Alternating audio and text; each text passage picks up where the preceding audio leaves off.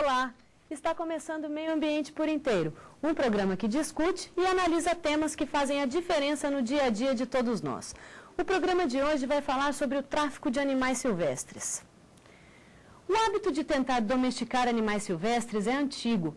Quando os portugueses por aqui desembarcaram, mantiveram a prática dos índios de cultivar macacos e aves como animais de estimação. Atualmente, o tráfico de animais silvestres é o terceiro maior comércio ilegal do mundo.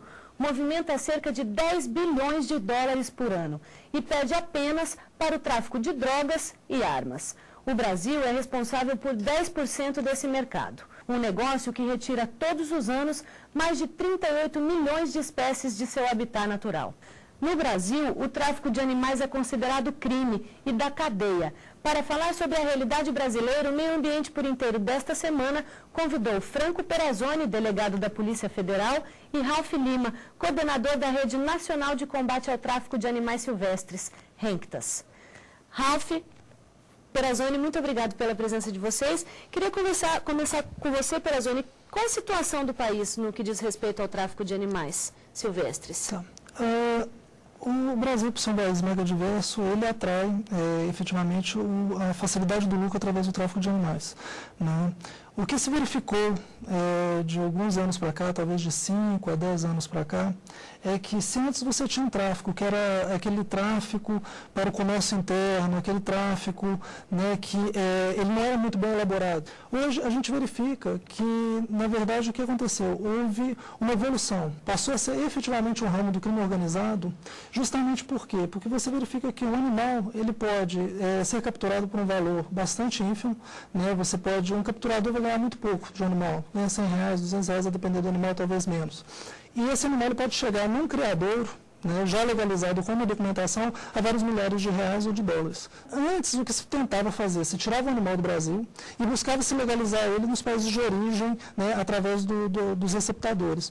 Se verificou que era muito mais fácil através da corrupção de servidores de um órgão ambiental, através de manipulação de dados de criadores legalizados, você obter a documentação para esse animal, você legalizar ele, você ter maior lucro aqui. Nós temos, né, duas vertentes muito fortes do tráfico. Nós temos o tráfico principalmente passeriformes, né, voltados para canto, que são aves que podem chegar a um valor bastante alto, porque são aves de competição, as competições de passeriformes para canto. Eu já vi aves de R$50 mil, me disseram que existem aves até mais caras. E você tem o tráfico de animais silvestres, efetivamente, para colecionadores, né?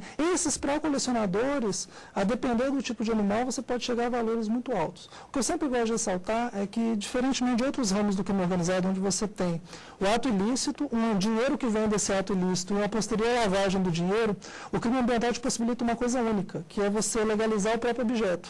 Isso vale para animais, isso vale para minerais, isso vale para produtos da flora.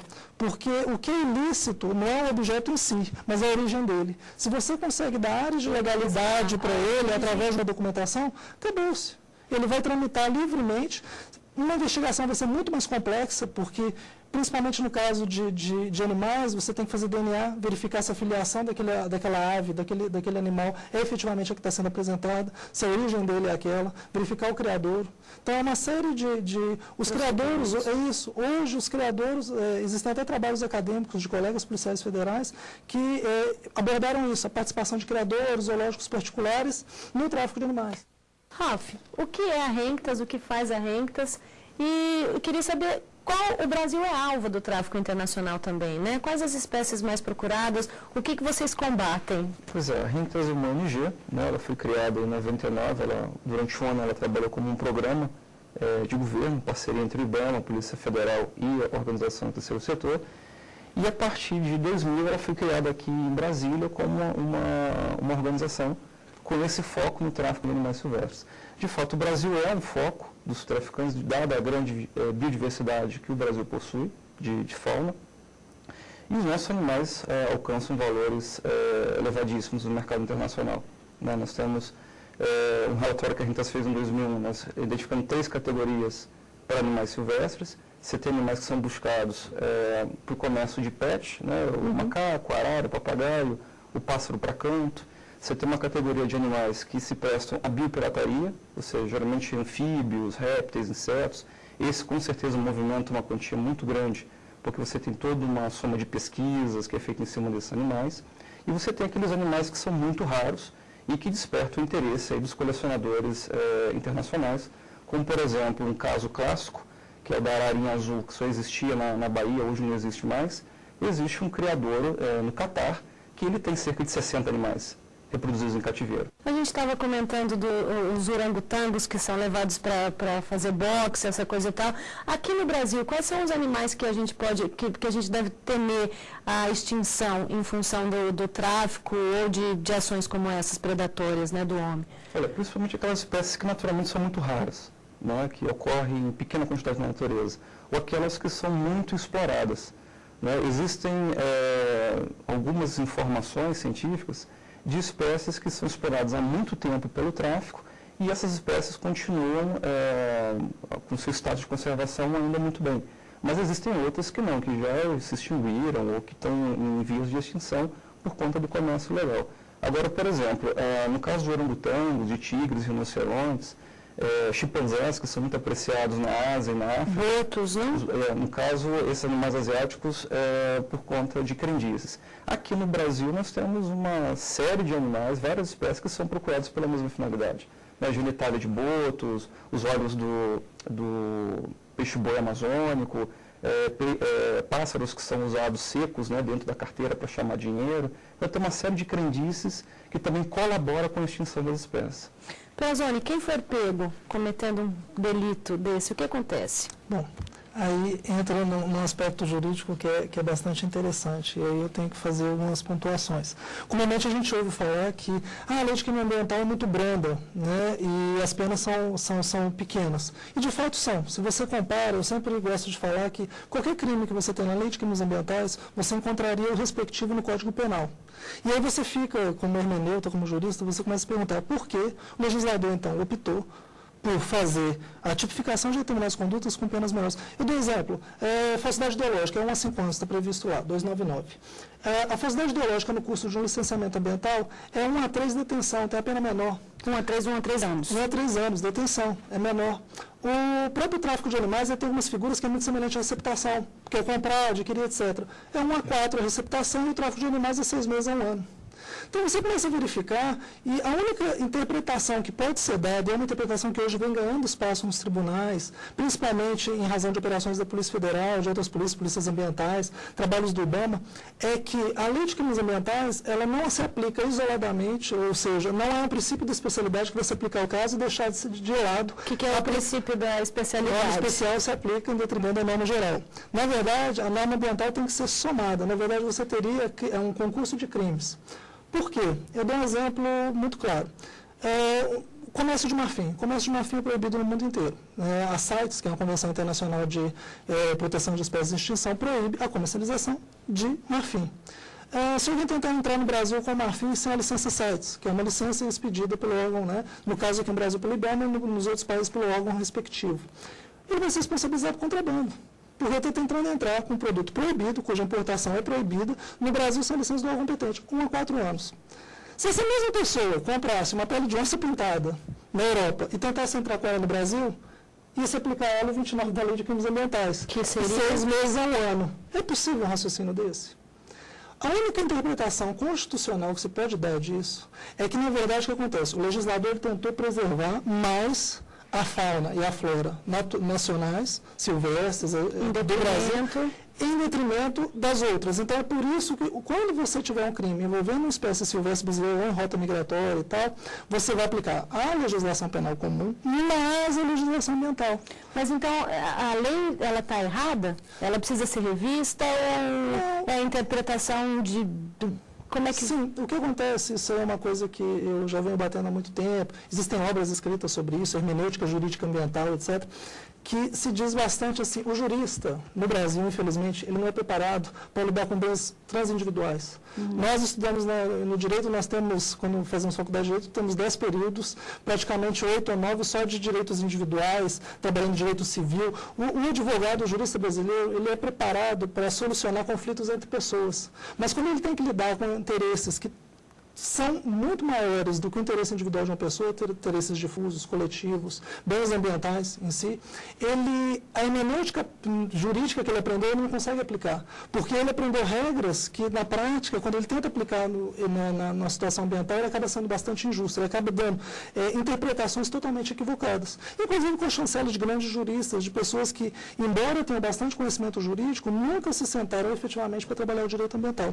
É importante a gente ter em mente o seguinte: a lei de crime ambiental protege o meio ambiente. O Código Penal vai tutelar vários outros bens jurídicos. Eu falei aqui de falsidade ideológica, é a fé pública. Então, quando você tem bens jurídicos distintos, tutelados por normas jurídicas distintas, não há que se falar em princípio de especialidade, não há que se falar nem em conflito de norma. Você não tem que dizer, olha, eu tenho duas normas que tratam da mesma matéria, eu tenho que escolher uma. Não, você tem dois bens jurídicos distintos sendo atingidos pela mesma conduta delituosa da pessoa. É óbvio que é mais grave do que se ele simplesmente estivesse atingindo um.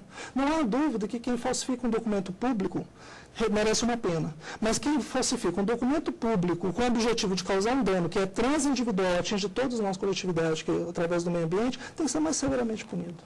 A questão é essa da interpretação, Ralf, atrapalha no trabalho de vocês? Como é que você faz essa ligação? Assim, na prática, o que a gente percebe? Que, por exemplo, quando alguém é preso com um animal silvestre, ele vai e responde o inquérito, é montado o inquérito, tudo, e no final ele acaba pagando uma pena alternativa, ou faz um termo de ajuste de conduta, acaba prestando serviço voluntário no zoológico, no parque, ou fazendo doação para alguma organização. E, na verdade, assim, está se priorizando mais dar penas educativas do que realmente penais, né? Até por conta dessa falha nessa legislação ambiental. Né? O jurista entende que o crimes contra o meio ambiente são crimes de menor poder ofensivo. Então, assim, a gente já escutou isso de vários fiscais, de policiais, que quando eles vão fazer uma operação, a prioridade deles é o bicho, é salvar o animal, entendeu? E o traficante, eles não têm uma grande preocupação. Se a pessoa foi presa em flagrante, enfim, é feito todo o processo normal. Claro que ninguém vai prevaricar. Mas numa situação em que eles conseguem salvar os animais, não tem ninguém presente, com certeza a prioridade vai ser os animais, não vai ser... Se eles tiverem que optar... Exatamente, vai abrir um processo investigativo para saber quem foi, quem não foi. Normalmente eles não estão fazendo mais isso, justamente porque eles sabem que no final das contas o traficante vai sair rindo deles. É o que eles contam para a gente. E você? O que você acha do tráfico de animais? Confira. Tráfico de animais? Uma coisa que deveria não existir. Isso cada dia aumenta mais e todo momento você está vendo, né, aqui em Brasília, você vai nas feiras aí, você vai em qualquer lugar, você acha o tráfico de animais no interior do Brasil. Eles maltratam os bichinhos, né? Os animais precisam estar no habitat natural, né? Eles têm que estar na selva, não dentro da jaula. Eu tenho vizinhos que eles vendem papagaio, vendem viadinho vendeu esses dias. E eu fico olhando aquilo e dá vontade de denunciar, mas não posso, né? Porque vizinhos vão saber que foi eu, que eles sabem que eu sou contra.